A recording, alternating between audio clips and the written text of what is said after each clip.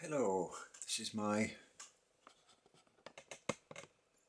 it's not my first channel, but first Booktube channel, and I'm gonna respond to the newbie questions. I was thinking of calling it Reading with Merlin. This is Merlin, my Amazon parrot. He's rehomed. I didn't buy him in a pet shop, sort of a rescue parrot really. I don't know if he reads much. I don't think he does. But anyway, why did you start this channel? Well, I'm enjoying watching the various Booktube people such as Steve Donahue, Michael Cabourn and so on. I find them very interesting and entertaining. Obviously can't aspire to those heights, but I'll do what I can, and it's an interesting community, I think. So we'll see what happens. What are some fun and unique things you can bring to Booktube? Well, I notice a lot of Booktubers, you see the tail of a cat flashing by, and Steve's got his dog and various other people, so I don't know if there's anybody else with a parrot. Probably is. I don't know. But that might be unique. But then, aren't we all unique?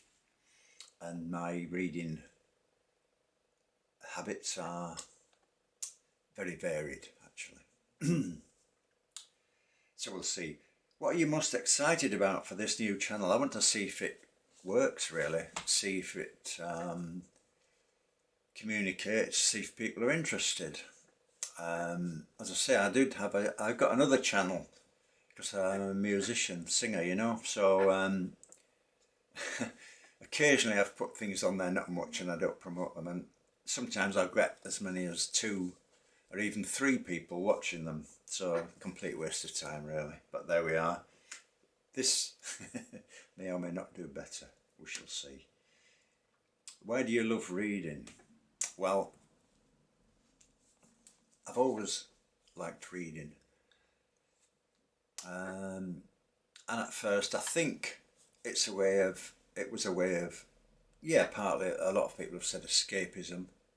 There was an element of that when I first got into it, and also just exploring the world, you know. I resist this escapism idea though. I don't want to escape. I like to appreciate this life as it is. So for me, yeah, it allows you to enter another world, enter other people's minds, see things from different perspectives, and all that is fascinating and interesting. But to me, it's not an escape. I don't want to escape. I've not to escape from.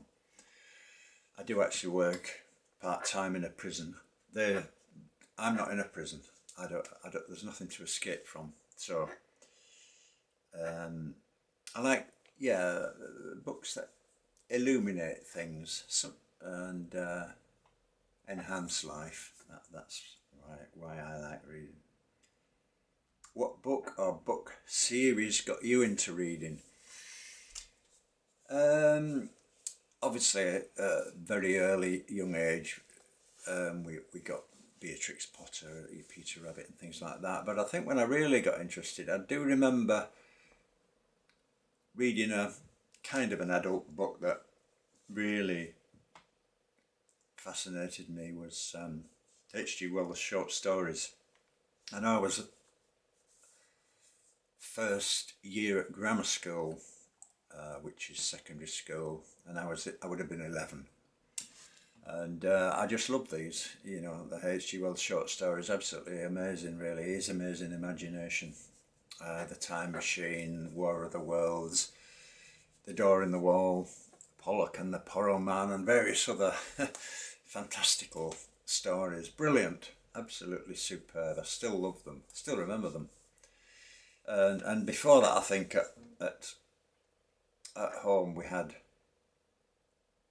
my parents had one bookcase with some books in it, all adult books. They didn't have any kids' books.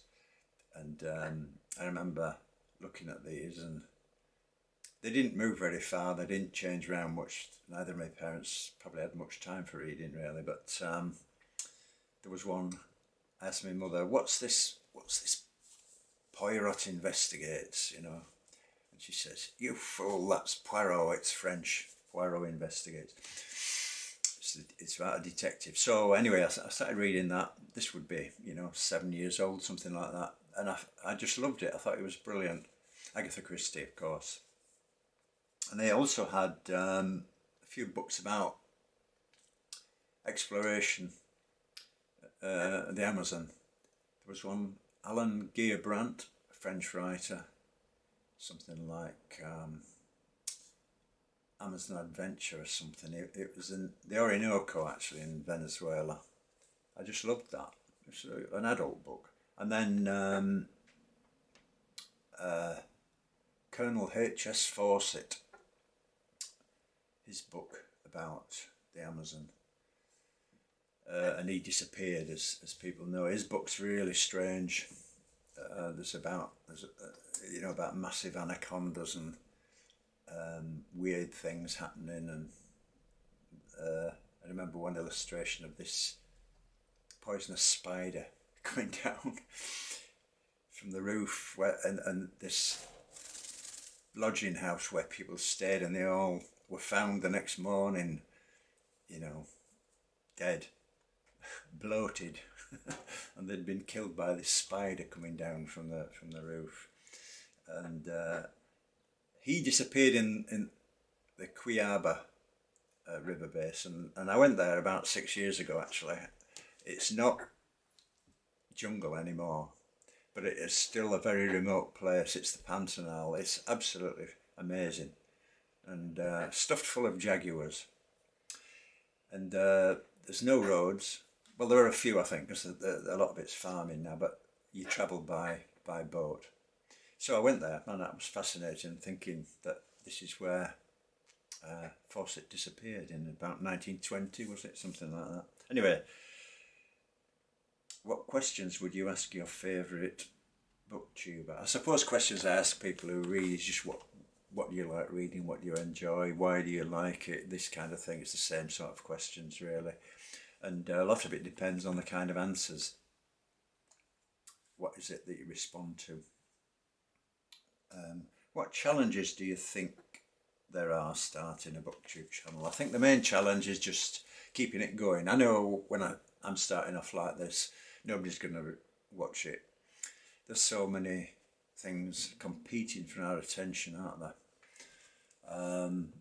So having the patience to just keep doing it, and the perseverance to keep going, and then build it up.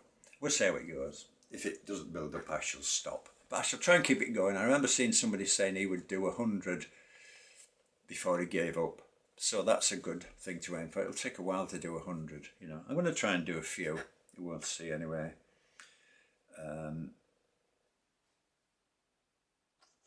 Yeah, I think that might be the hardest challenge.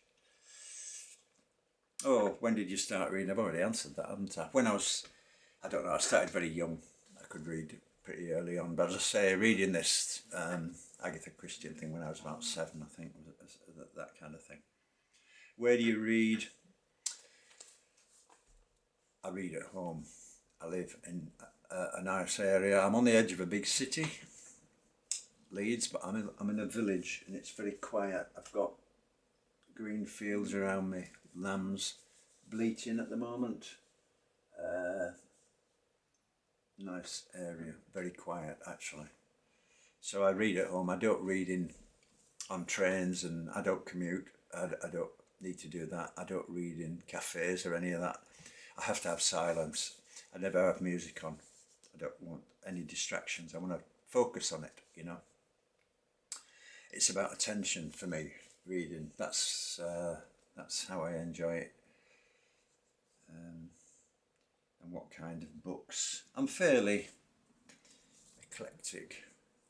I've got a master's degree in Victorian studies. So I've read a lot of Victorian novels. I've read all of Dickens, all Thomas Hardy, a lot of Thackeray, all George Eliot, I think.